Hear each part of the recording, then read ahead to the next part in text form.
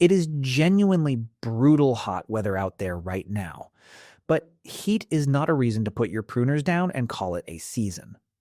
July and August are actually one of the most important planting windows of the entire year for flower gardeners, and if you skip it, you are going to be standing in your yard come September, looking at nothing but tired, crispy zinnias and empty beds, while your neighbor's garden is still popping with color all the way to Halloween. On today's video, I'm walking you through the 9 flowers you will seriously regret not planting this month. And stick around until the very end because I'm going to run through my personal favorite varieties for every single one of these, so you know exactly what to search for when you're ordering seeds or grabbing plants at the nursery. Quick note before we dive in. I garden on the coast in the southeast where my summers are long, hot, and humid, and my first frost doesn't usually show up until the middle of November. But this video works no matter where you garden. I'm going to break every single flower down so it makes sense whether you've got a short, cool summer up north or a long, scorching one like mine. And these aren't filler picks either. Every single flower on this list either laughs off the heat that's coming or actually needs today's long, warm days to trigger it into blooming at all. So let's get into it. Flower number 1 you need to be planting in July is the zinnia. And if you only take one thing away from this video, let it be this one, because zinnias might be the single best flower for a July planting. They are heat lovers through and through. Their seeds actually germinate best when the soil is sitting right around 70 degrees, which means the ground is basically perfect for them right now in a way it simply wasn't back in April. Direct sow them straight into the garden, no fussing with trays or transplanting, and you will have blooms in a matter of weeks. For cut flower quality, you cannot beat Bennery's Giant. It's the industry standard for a reason. Huge, fully double blooms on tall, sturdy stems, and it shrugs off powdery mildew better than most older varieties. If you want something a little more unusual for your bouquets, look for the Queen Lime series. Queen Lime Orange or Queen Red Lime, which have this soft, dusty, multi-toned coloring that florists are obsessed with right now. And if your summers get truly brutal, reach for Persian Carpet, an old heirloom type that handles extreme heat better than almost anything else in the genus. If you live somewhere with a shorter, cooler summer, up in the northern states or at higher elevations, just sow zinnias freely right now and expect strong, vigorous blooms with zero fuss. But if you're gardening somewhere with a long, brutal summer like mine, or truly punishing triple-digit heat out in the desert southwest, give young seedlings a couple weeks of light shade cloth protection, both to keep the soil from getting too hot to germinate and to help the plants color up better once they're blooming. Flower number 2 is Cosmos, and this one is basically zinnia's tougher, scrappier cousin. Cosmos actually prefers poor, lean soil. Feed it too well and you'll get a jungle of foliage and hardly any flowers. Direct sow now and you're looking at blooms in about 7 to 10 weeks, right when everything else in your garden is starting to fade from the heat.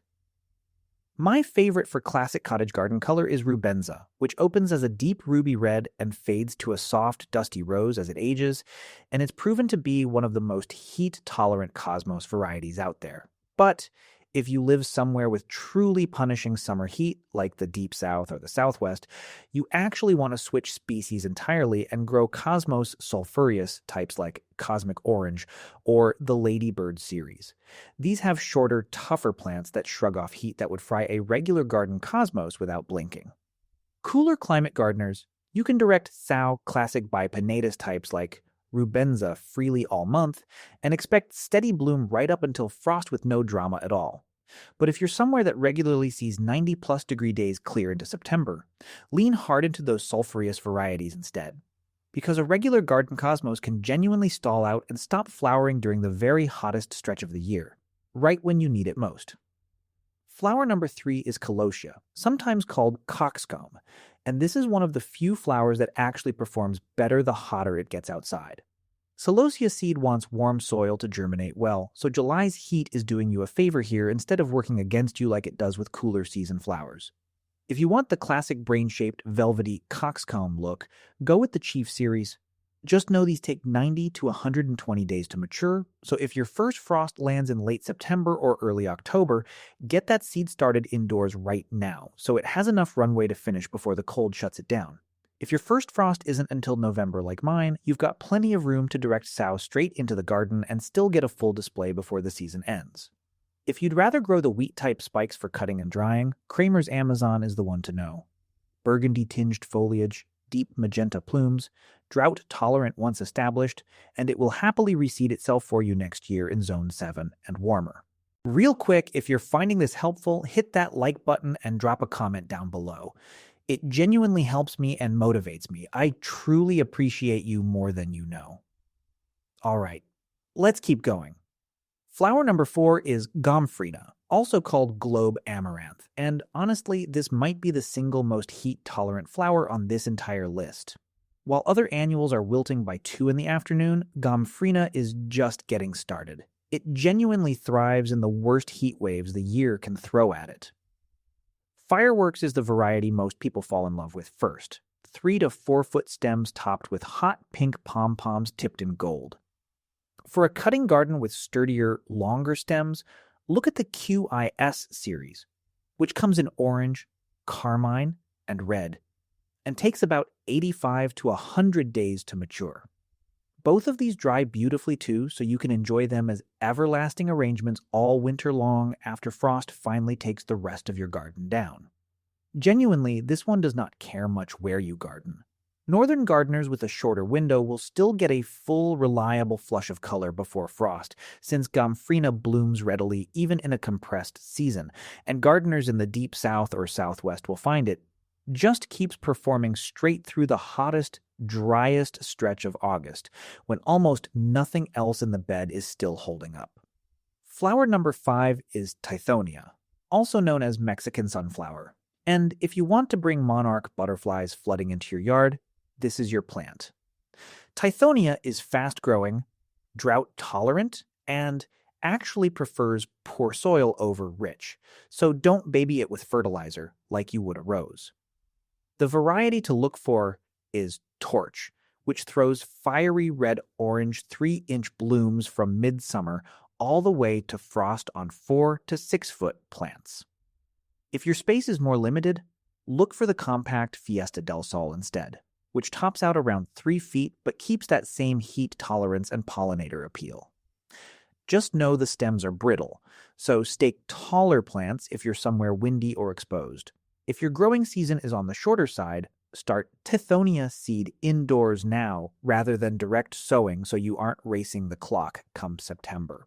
In a longer, hotter climate like mine, direct sow straight into the ground this week and you'll still get months of blooms before frost. Flower number 6 is Rudbeckia, or Gloriosa daisy, the fancier cousin of your classic black-eyed Susan. Here's something most people don't realize. Rudbeckia actually needs long summer days to trigger flowering in the first place, which means planting it in July, when we've got some of the longest days of the year, is basically giving it exactly what it's asking for. Direct sow cherry brandy for deep maroon-red petals with that classic chocolate-brown center. Or go with Indian summer if you want bigger, more traditional golden-orange blooms. Just surface sow the seed and press it in gently. It needs light to germinate, so don't bury it under soil. These will bloom from midsummer clean through fall, self-sow for you next year, and the birds will strip the seed heads clean once the flowers finally fade in the cold. It's worth knowing that Rudbeckia hirta is grown as an annual its first year from seed. But in zones 5 through 9, it will often overwinter and return as a short-lived perennial if you leave the old growth standing through the cold months. Flower number 7 is one you need to plan for now if you want a real payoff in autumn, and that's dahlias, specifically the show-stopping Café au lait. This is a tuber, not a seed, and it needs roughly 80 to 100 days of warm weather to produce its first flower. That means if you get one in the ground this month, you are looking at those famous 8 to 10-inch creamy blush dinner plate blooms arriving in September and carrying you right through to your first frost. Café au lait is a big plant, 3 to 4 feet tall with heavy flowers, so stake it at planting time, not after, because those stems will absolutely snap under the weight of a rainstorm otherwise. If you're in zone 3 through 7, plan on lifting the tuber after frost and storing it over winter to replant next year. Zone 8 and warmer, you can usually just mulch heavily and leave it right in the ground. If you're in a shorter season climate, get ahead of that countdown by potting the tuber indoors in a warm, bright spot for a couple weeks before setting it outside. Flower number 8 is the one everybody associates with autumn, and that's the garden mum. But here's the thing almost nobody tells you. The real timing window to plant them for genuine perennial success is right now in the second half of summer. Mums need at least 6 weeks in the ground before your first frost to build the root system that lets them survive the winter and actually come back next year. But there's a catch, and it's a big one. You have to know the difference between garden mums and florist mums the same way you'd know the difference between organic and conventionally treated potatoes. Florist mums are bred purely for one big, beautiful bloom indoors or in a pot on your porch for a single season, and they simply are not built to survive winter in the ground. Garden mums, on the other hand, are bred for the landscape and for cold hardiness. Look specifically for the Igloo series, trialed for Zone 4 hardiness, or the Mammoth series bred at the University of Minnesota, both of which come back reliably year after year once established. As a general rule, Zones 3 through 6 should aim for mid-September at the latest, and Zones 7 through 9 have a bit more room, generally into mid-October. Working backward from your frost date by 6 weeks is the number to remember. And if you're growing mums you already have from spring, stop pinching them back by mid-July, or you'll delay this year's flower show. And flower number 9, the one to close us out on, is the sunflower, and specifically succession-planted sunflowers. A single sunflower planting only gives you one big flush of blooms, and then it's completely done. So if you want fresh sunflowers coming continuously from now until frost, you need to keep seeding all month long.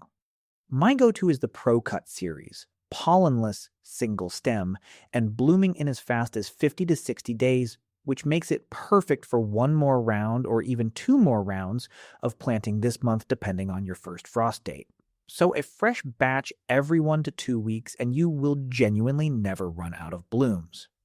If you'd rather have fewer, bigger plantings that keep producing on their own, branching types like Velvet Queen, with its deep mahogany petals, will throw multiple blooms per plant over a much longer window, so you don't have to replant quite as often. Either way, count backward from your first frost date using the days to maturity listed on the seed packet, and you'll know exactly how many more rounds you have time to squeeze in. Quick example. If your first frost lands around mid-October, count back 60 days for a pro-cut planting, and you land in mid-August as your last safe sowing date, with room for 1 or 2 more rounds before then. And there you have it, 9 flowers that you will seriously regret not planting this July, no matter what your climate looks like. Whether your summer is short and mild or long and brutal like mine, the tools you need are the same.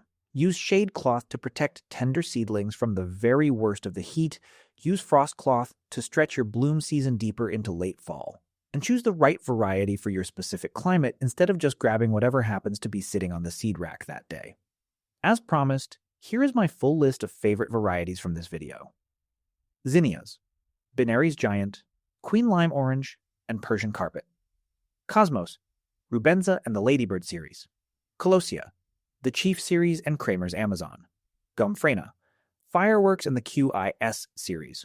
Tithonia, Torch and Fiesta del Sol. Rudbeckia, Cherry Brandy and Indian Summer. Dahlia, Café au lait. Garden Mums, the Igloo and Mammoth series. And Sunflowers, the Pro Cut series, and Velvet Queen. If this video helped you out, do me a favor and hit that like button, subscribe to the channel, and ring the notification bell so you don't miss the next one. Thank you so much for watching, and I will see you all in the next video.